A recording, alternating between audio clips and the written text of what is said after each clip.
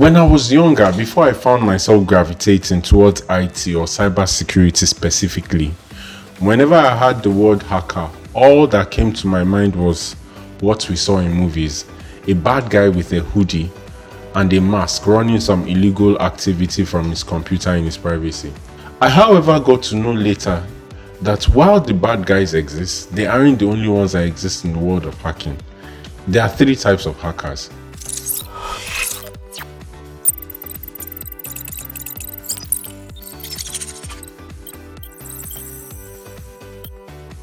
Our discussion in this video is majorly about the bad guys, which are the black hat hackers. There are several ways this happens and I'll be willing to explain them. But before we begin, kindly show your support for this channel by clicking the subscribe button. Also remember to turn on notifications so you don't miss any content.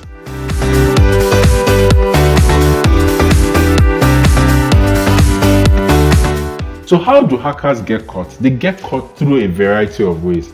Number 1, through detective controls.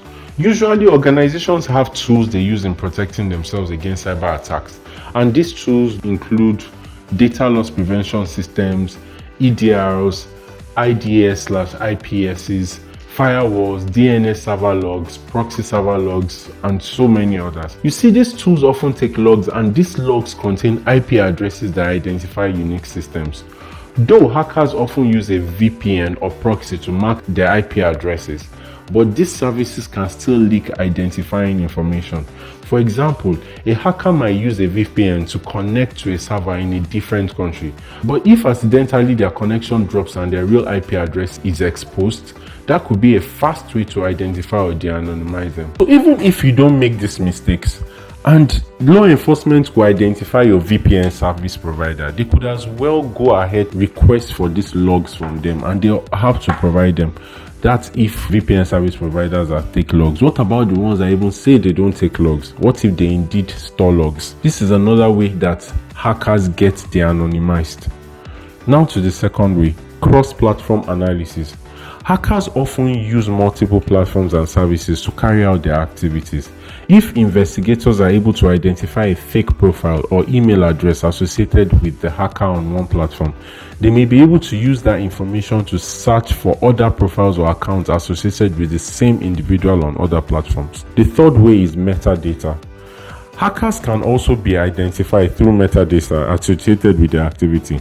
For example, a hacker might create a fake social media account using a disposable email address, but if they access that account from the same device or IP address that they use for their real account, investigators can use that metadata to link the fake account to the hacker's real identity. So you might wonder why metadata from the same device can be used to establish the link in both identities. Timestamps and browser fingerprints are types of metadata that can be associated with a hacker's activity and can provide clues about their identity. So how does this work?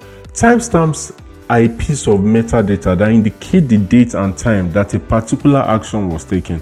For example, a timestamp might indicate the exact moment when an email was sent or when a file was downloaded from a server. Timestamps can be used to connect different actions or events together and can provide valuable information about the timing of hackers' activities. As for the browser fingerprint, it is a unique identifier that can be created based on various characteristics of a user's web browser and device, including things like the user's operating system, the user's screen resolution, and installed fonts and plugins. Because each user's browser fingerprint is unique, it can be used to track a user's activity across different websites and devices, even if they are using different email addresses or usernames. Browser fingerprints can be created and stored on the user's device and can be associated with their activity, even if they are using a fake email address or social media profile. The fourth one is HoneyPots and HoneyNets. A honeypot is a fake computer system or network that is set up to attract attackers. It is designed to look like a real system or network, but is actually a decoy that is used to capture information about attackers and their methods. When an attacker tries to access the honeypot, they are either trapped or monitored, allowing security teams to analyze their methods and gain valuable insights into potential threats. A HoneyNet is a network of honeypots that is used to capture and analyze network-based attacks. HoneyNets are typically more complex than honeypots, and they can be used to simulate an entire network or system. They are designed to attract attackers and capture information about their methods, providing security teams with valuable insight into potential threats and vulnerabilities. Honeypots and HoneyNets can be deployed in a variety of contexts. For example, a web-based honeypot is a type of cybersecurity tool that is designed to mimic a legitimate website, but is actually a fake website that is used to attract and gather information about potential attackers. For example, I'll share 2 instances of when law enforcement agencies used honeypots to arrest criminals involved in illegal online activities. First one is FBI's Playpen honeypot. In 2015, the FBI set up a honeypot known as Playpen, which was a fake child pornography website. The site was designed to lure users who were searching for child pornography, and once they accessed the site, the FBI was able to capture their IP addresses and other identifying information. Using this information, the FBI was able to track down and arrest hundreds of individuals involved in child pornography. The second one is the EncroChat honeypot. In 2020, law enforcement agencies in several countries set up a honeypot to target criminals using the encrypted messaging app EncroChat. The honeypot was designed to look like a fake version of the EncroChat app and was used to lure criminals into communicating on the platform. Once the criminals began using the fake app, their communications were monitored and analyzed by law enforcement, leading to hundreds of arrests across Europe. The fifth way hackers can be caught is through OSINT and OPSEC. OPSEC is a short form for operational security, and this is the practice of keeping your online identity and physical identity protected. OSINT is also a short form for open source intelligence, and they are information that are publicly available, such as social media, web databases, and government databases. There is a saying, poor OSINT is poor OSEC, and poor OSEC is bad security. What that simply means is that if a hacker has too much identifying information in open source about himself, it's poor OPSEC, and when you have poor OPSEC, you have bad security. 2 examples of people whose OPSEC and OSINT practices were flawed are 1. Hushpuppi. Hushpuppi, whose real name is Ramon Olonruwa Abbas, was a Nigerian social media celebrity and alleged cybercriminal who was arrested in 2020 for his role in a $1.1 billion global fraud scheme.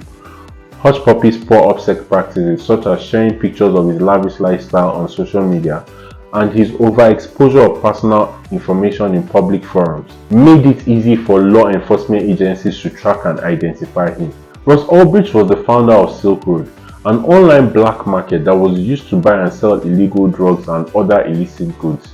Ulbricht was ultimately identified and arrested due to his poor OPSEC practices. He used his personal email address to communicate with other members of Silk Road, which allowed investigators to track him down. In 2015, Ulbricht was sentenced to life imprisonment for his role in illegal operations. Now, I didn't go into so much details on the case with Ulbricht or Hushpuppi. If you want to know more about them, you can check out other videos on how they were caught, but you will also be able to learn the mistakes they made, whether in form of the email addresses and how they used their email addresses. Of course, they weren't dumb enough to always communicate regularly with their email addresses, but just a little leak, slight mistake gave them out. Most hackers or cyber criminals these days are smart enough not to do money transactions, and they have turned to cryptocurrencies. However, a lot of them do not know Bitcoin is not a privacy-oriented cryptocurrency, and every transaction on the network is recorded on the public blockchain.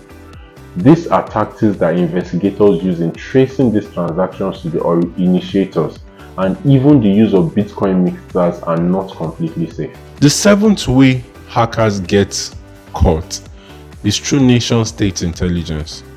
Interpol, the international police organization, is often used by nation-states to track and arrest hackers from different countries.